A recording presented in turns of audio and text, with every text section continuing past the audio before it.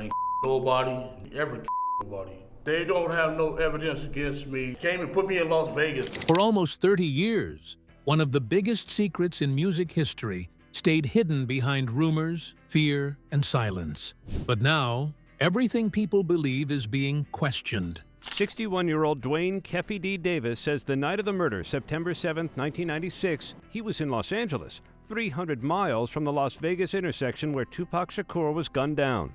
Suge Knight has finally spoken, and what he said about Tupac's attackers shocked the hip-hop world. First and foremost, me and Keffy D played on the same Pop Warner football team. And whatever the circumstances, if he had an involvement with anything, if he didn't have any involvement with anything. The names he revealed were not gang rivals or street enemies like many expected. Instead, the story points toward betrayal from people who were supposed to protect Tupac, who really wanted Tupac gone from the world. Join us in this video as we reveal the details. Tupac's attackers exposed by Suge Knight. The death of Tupac Shakur remains one of the most talked about and most confusing events in the history of hip-hop. Even though many years have passed since that night in 1996, the story still raises many questions. People still talk about what really happened, who planned it, and why it happened the way it did. On the night of September 7, 1996, Tupac was in Las Vegas. Earlier that evening, he had attended a boxing match featuring Mike Tyson. Tupac was there with Suge Knight, the head of Death Row Records. At the time, Tupac was one of the biggest artists on the label and one of the most powerful voices in hip-hop music. After the fight ended, Tupac and Suge Knight left the arena with members of their team. Before they left the building, however, there was an incident that many people later believed played a role in what happened later that night. Tupac and several members of his group were seen attacking a man inside the MGM Grand. That man was Orlando Anderson. The fight was caught on surveillance cameras. The footage showed Tupac and others surrounding Anderson and throwing punches and kicks. At the time, Anderson was believed to have connections with a rival gang. Many people quickly assumed that the later shooting was revenge for that fight. After the altercation ended, Tupac and Suge Knight left the hotel and began driving through Las Vegas. They were heading toward a nightclub called Club 662, which was connected to Death Row Records. Tupac was sitting in the passenger seat while Suge Knight was driving the car. While they were stopped at a traffic light on Flamingo Road, another car pulled up beside them. Shots were suddenly fired into the vehicle. Tupac was hit multiple times. Suge Knight was also injured, although his wounds were not as serious. Emergency services arrived, and Tupac was rushed to the hospital. For several days, doctors tried to save his life. Internally, he has multiple gunshot wounds to the chest. He is not sitting up and he is not talking. Sadly, on September 13, 1996, Tupac Shakur died from the injuries he suffered in the shooting. His death shocked the music world. Tupac was not just a rapper. He was also an actor, an activist, and a powerful voice for many young people who felt unheard. Losing him at the age of only 25 left a huge hole in the culture. For years after his death, many people believed the case had a simple explanation. The most common theory was that the shooting was revenge for the fight with Orlando Anderson earlier that night. Investigators believed that Anderson, or people close to him, may have carried out the attack. But over time, the story began to look more complicated. One of the reasons for this was the presence of Suge Knight in the car that night. As the driver, he was the only person who survived the shooting and who could have seen what happened directly. Because of this, many people believed he knew more than he had ever revealed publicly. For many years, however, Suge Knight did not give clear answers. When he spoke about the case, his comments were often vague. Sometimes he suggested he did not see the shooter clearly. Other times he hinted that the truth was far more complicated than people believed. Because of this silence, rumors and theories continued to grow. Another issue that created questions was the role of the security team around Tupac and Death Row Records. Security was supposed to protect Tupac, especially in public places where tensions could rise quickly. Yet, on that night, something clearly went very wrong. Some observers began to wonder whether Tupac's protection had failed because of simple mistakes or because something more serious had happened behind the scenes.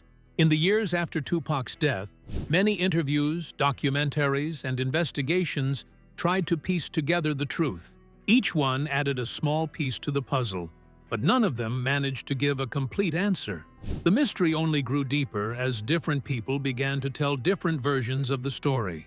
One of the names that continued to appear in conversations about the case was Reggie Wright Jr. At one time, he had served as the head of security for Death Row Records. His job had been to help protect the artists connected to the label, including Tupac. Because of his position, Wright had access to many important details about Tupac's schedule, movements, and security plans. That level of access meant that if someone wanted to know where Tupac would be and when, Wright would have been in a position to know. As time passed, more questions began to appear about Wright's role and his actions before and after the shooting. Some people began to wonder whether the attack on Tupac had truly been a simple act of revenge or whether it had been something more organized. The idea slowly began to spread that the shooting might have involved people who were closer to Tupac than anyone originally believed. These suspicions would later become even stronger when new statements and accusations began to emerge many years after the shooting. Even after decades, the case continued to change. The story was not finished, and the deeper people looked into the events of that night, the more complicated the situation seemed to become. The questions surrounding Tupac Shakur's death refused to disappear, and new claims would soon push the investigation in an entirely different direction. If the shooting was really just simple revenge from that fight earlier that night, why did new accusations begin pointing toward people inside Tupac's own circle? Let's find out. New accusations and the possibility of an inside betrayal. As the years passed after the death of Tupac Shakur, the case remained unsolved for a long time. Many people believed the truth might never fully come out, but slowly, new information began to surface, and those details started to paint a picture that looked very different from the original story many people had believed. One of the most surprising developments came when Suge Knight began speaking more openly about what he believed had happened. Because he had been sitting right next to Tupac in the car during the shooting, his words carried a lot of weight. Knight suggested that the attack was not simply a random act of revenge carried out by gang members. Instead, he described something far more troubling. According to him, the shooting may have involved people who were much closer to Tupac than anyone expected. One of the names that came up again and again in discussions about the case was Reggie Wright Jr. Reports later suggested that Tupac had decided to remove Wright from his position shortly before the Las Vegas trip. The decision was believed to have taken place in late August of 1996, only days before the shooting. If this was true, it meant Wright was no longer officially working for Death Row Records at the time of the trip to Las Vegas. This detail raised an important question. If Wright had already been dismissed, why did he still appear to be involved in activities connected to the label during the same period? Some reports claimed he was still communicating with members of the security team and still appearing around death row events. To some observers, this behavior looked unusual. Another point that raised questions was Wright's connection to law enforcement. Statements from a former investigator suggested that Wright had worked as a confidential informant in the past. This meant he may have shared information with authorities while also working within the music industry. If that was true, it placed him in a very complicated position. At the time, Death Row Records was under heavy scrutiny from police and federal investigators. The label had a reputation for being closely connected with gang culture. Having someone within the organization who was communicating with authorities could have created serious tension.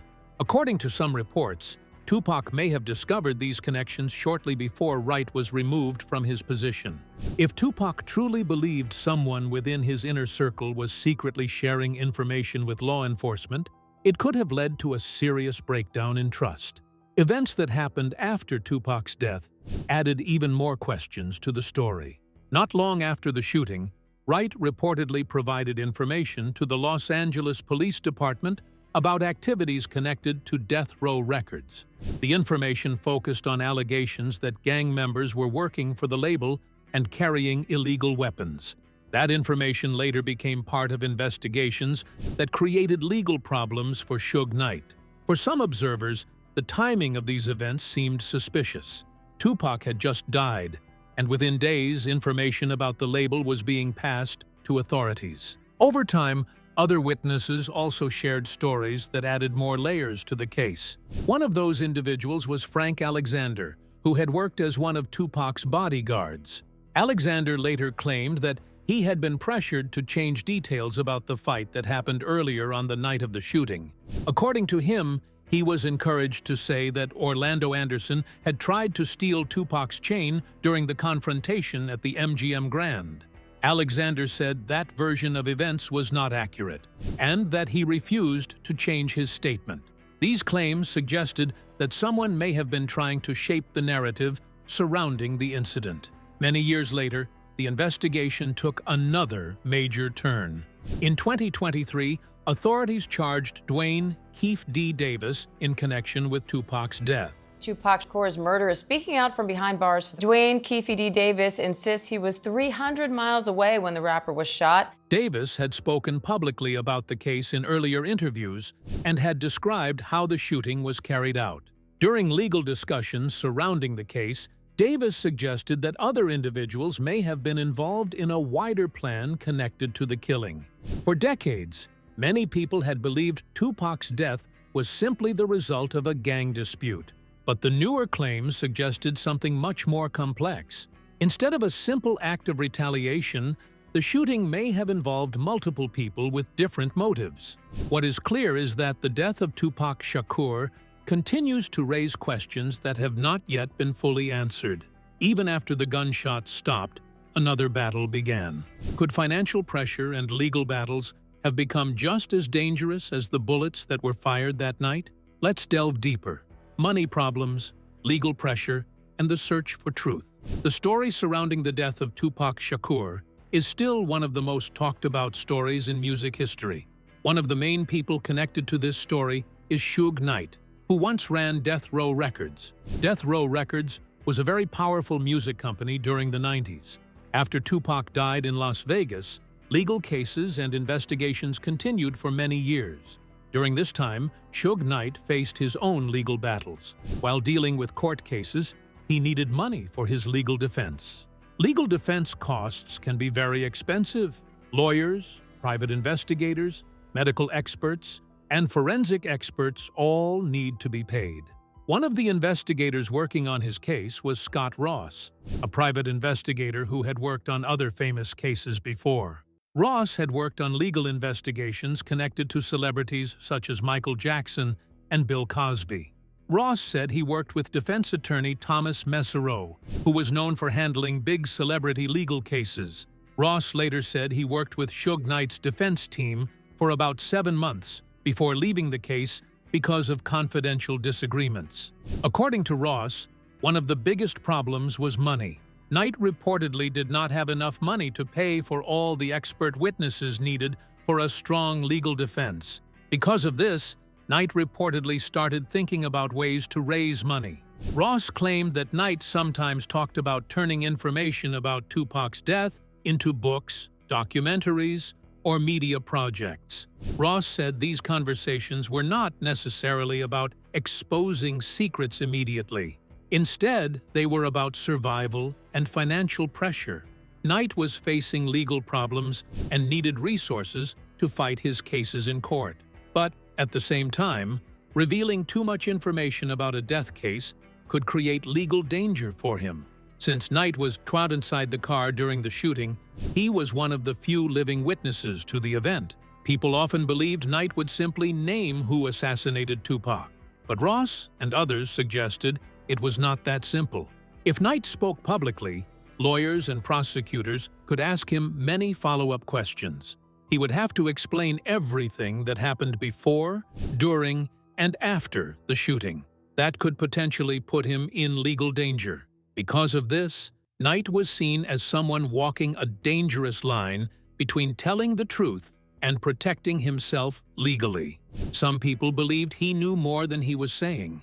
Others believed he was simply protecting himself from prison consequences. Either way, the mystery around Tupac's death kept growing over time.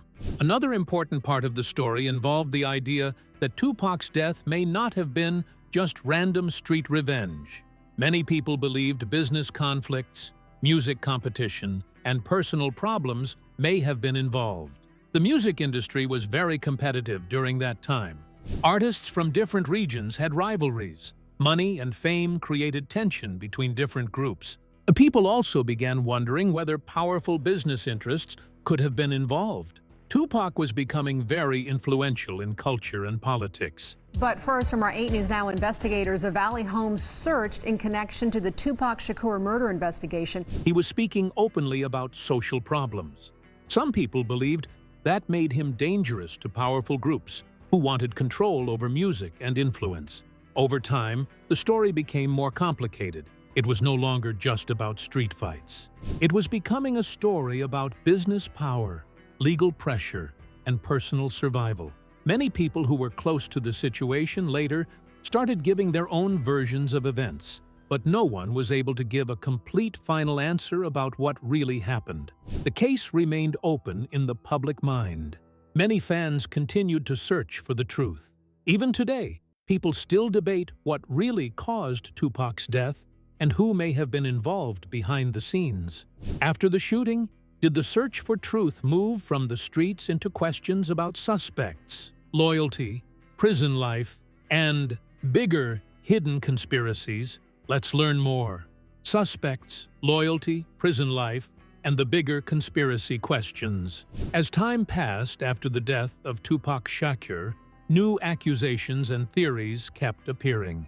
One of the most commonly discussed names in the investigation was Orlando Anderson, who was widely believed by investigators and the public to be connected to the shooting. Anderson was linked to street conflicts that happened earlier on the night Tupac was assassinated. However, some people said the case was much bigger than just one shooter. They believed multiple people may have been involved. The shooting was described as chaotic. People who spoke about it said there were many gunshots fired very quickly. Some said it felt like a planned attack rather than a random street fight. Another major figure in the story was Suge Knight. Knight said he believed betrayal was a major part of what happened. He suggested that some people who were supposed to protect Tupac may have actually helped create danger for him. Knight also talked about conversations involving Dwayne "Keefe D. Davis. According to Knight, Keefe D. allegedly told him that money may have been offered for killing Tupac and Knight.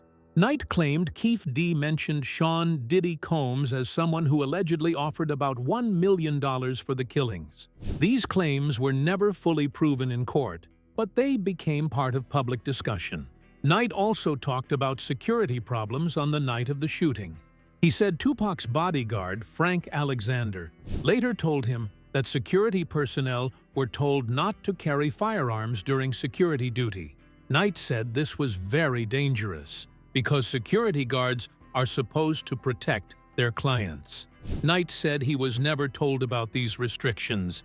If he had known, he said he would have contacted city officials in Las Vegas to arrange better protection. Since he was the head of Death Row Records, he believed he should have been informed about security decisions. Another major theme was prison life and financial survival. After losing control of Death Row Records, Knight's income sources became limited. Even while in prison, he was said to still have friends and supporters helping him financially. People mentioned entertainers like Ray J and Nick Cannon as possible supporters, though no official financial records were confirmed publicly. Knight was described as still having social influence even while imprisoned. Stories suggested he was able to send gifts to people outside prison. This was used to show that he still had connections to people who supported him. At the same time, Knight said he feared speaking too openly. He believed revealing too much information could lead to longer prison sentences or new criminal charges. Because he was inside the car during the shooting, he was considered a very important witness. But being a witness and being a suspect at the same time made his situation complicated. Public opinions about Knight remained divided. Some people believed he was hiding important truths. Others believed he was protecting himself legally. Some believed the truth may involve business conflicts, street violence, and personal betrayal all happening together. In the end, the story of Tupac's death still remains unsolved in many people's minds. Fans, investigators, and historians continue searching for answers. Many believe the full truth may still be hidden somewhere, waiting to be fully revealed one day. Beyond the music's success and money power, what stories became the main thing people remembered about Suge Knight? Keep watching for more. Power, fear, money, and the rise of new-school hip-hop rivalries. The story around the life and reputation of Suge Knight shows a man who was both powerful and feared in the music world. Many people described him as someone who ruled through fear instead of normal business methods. He was known for building influence using tough tactics, threats, and strong control over the people working around him. During the 90s, he helped make Death Row Records one of the biggest music companies in hip-hop history. The company became very famous, but it also became known for chaos, violence rumors, and strict control over artists and staff members. Death Row Records was once at the top of the music world. The company helped produce some of the most important hip-hop albums of that time. One of the biggest albums was The Chronic, created by Dr. Dre. This album helped change hip-hop music and made Death Row very popular. Another big success was Doggy Style, created by Snoop Dogg. These albums helped the label dominate music charts, radio play, and street culture influence. Even with all the success, many people said there was also fear inside the company. Stories spread that Suge Knight used aggressive control methods. Some people claimed that artists and workers were scared to speak against him.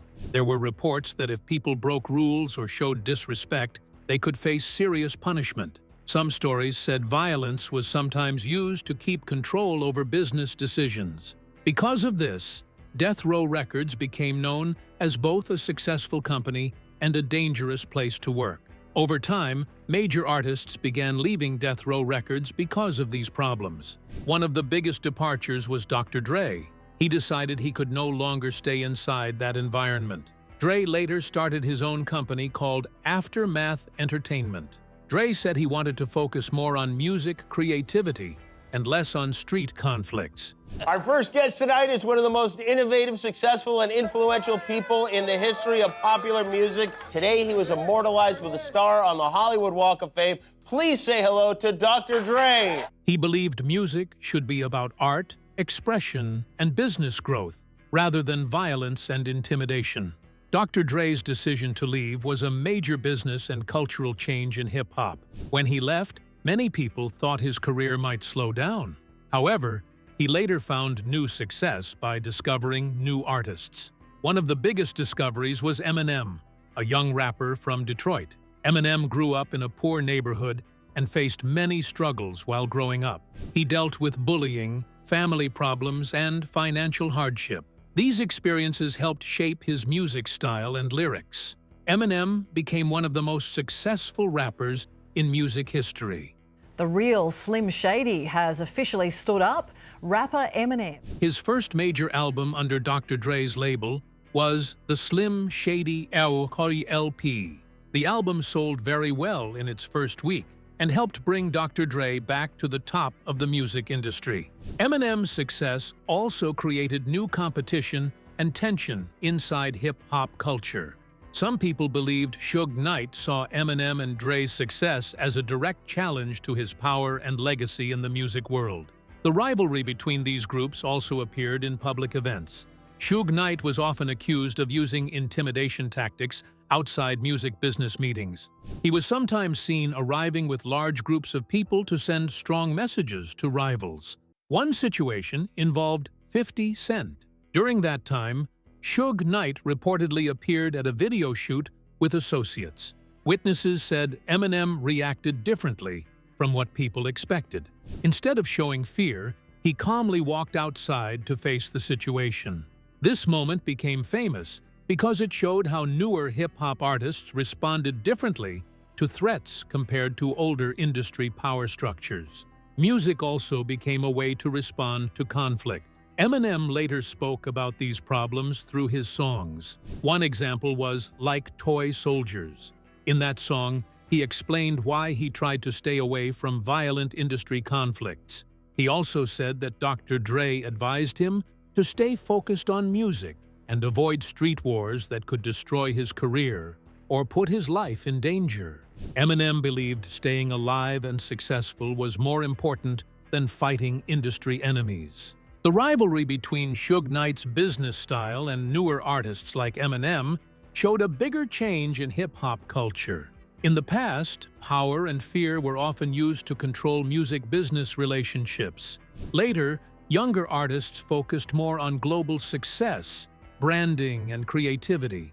Music became a worldwide business instead of only street-based competition. This was very different from earlier times when record labels controlled most decisions. Today, people still discuss these events because they changed music history. After seeing the rise of power, money, and control in the music industry, did Suge Knight's reputation as a violent and feared figure become the story people remembered most? Let's take a closer look. The boogeyman reputation. Suge Knight faced many legal problems involving violence. He was accused of attacking his girlfriend and cutting her hair in public during a fight. He also faced charges of attempted death after he allegedly shot at a car driver while trying to steal a vehicle. These cases made many people see him as someone who solved problems using force instead of talking. During court cases, Suge often said he was just unlucky and found himself in bad situations at the wrong time. He said everyone makes mistakes in life. However, because these events happened more than once, many people kept seeing him as a dangerous person. His legal problems hurt his reputation and made people in the music industry afraid of him. One of the most famous stories about Suge Knight involved rapper Vanilla Ice. At that time, Vanilla Ice had a popular song that was believed to have been written with help from people connected to Suge's business circle. Suge believed he was owed money for the song. According to witnesses, Suge and his men confronted Vanilla Ice in a hotel.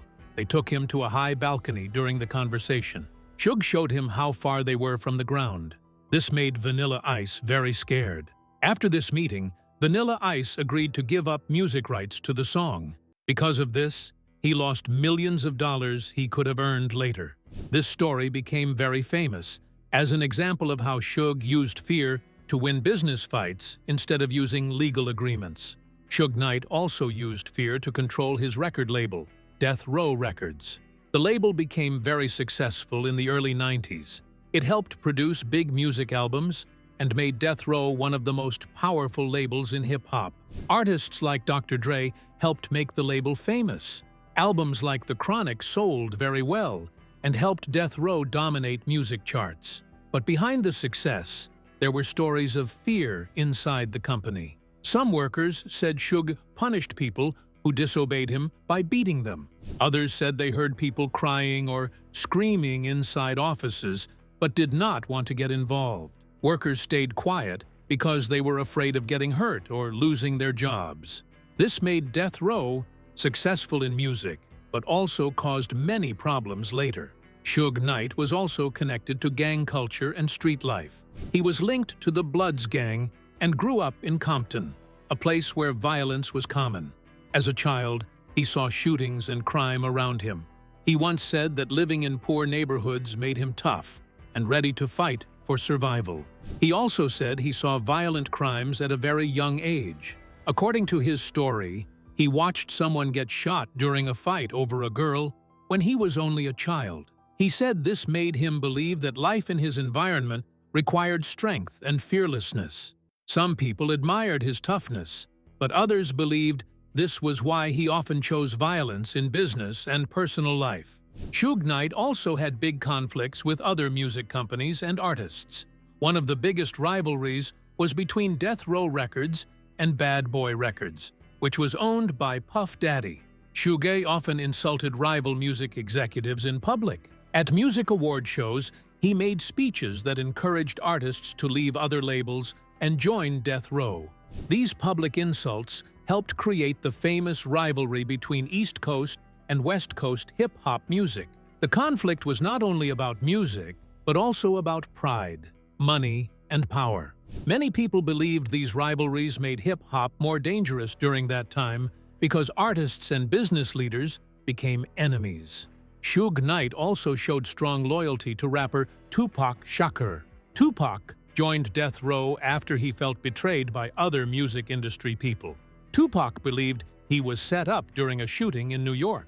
After joining Death Row, Suge promised to protect him. Tupac became more aggressive in his music and began attacking rival artists through his songs.